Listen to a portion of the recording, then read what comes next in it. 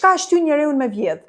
Me vjedh po them. Këto ditë ka ndodhur një vjedhje e madhe në një muze të famshëm në Francë. Edhe vjedhje e madhe vetëm për 4 minuta. Për me bë diçka të tillë na duhet motiv i madh, edhe guxim njëkohësisht. E tash vjedhja, a është krim apo është smundje? Ka njerëz që vjedhin se dojnë me përfitu materialisht, por kemi edhe të tjerë të cilët vjedhin pse e kanë smundje, e kanë fiksim me e marrë një gjësend që nuk ju takon. Do thot personi vjedh pare, jo pse ka nevojë për to, mirë po vetëm se ka të nevojshme emocionalisht me e marrë diçka që nuk është e vetja në atë moment. Kjo quhet kleptomani. Njeri kleptoman kënaqet, shkrihet krejt kur e merr objektin që nuk është i veti. Edhe pse pas vjedhjes ndjen faj edhe turp. Por prap ndjenja e fajit nuk është arsye mjaftueshme që ai me e lon këtë veprim. Do të thotë ai vjedh pse ka fiksim, jo pse ka nevojë për diçka. Kleptomania është rregullim i kontrollit të impulseve. Do të thotë nuk është ideja me vjedh, ideja është me ju nënshtruar çati impulsi që nuk ka shfaq në çat moment. Edhe është me patjetër për personin kleptoman me realizu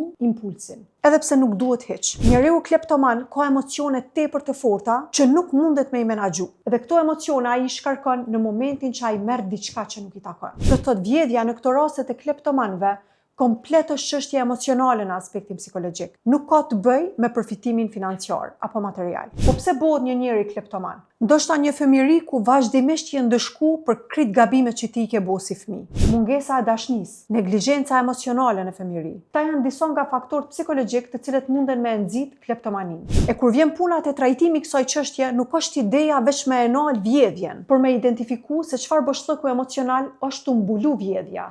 Me çka ne po plotësohemi përmes saj, cila mungesë jona po na dërgon deri te ky veprim. Pra kleptomanët nuk vjedhin për me pas diçka, por vjedhin për me ndje diçka që ju mungon.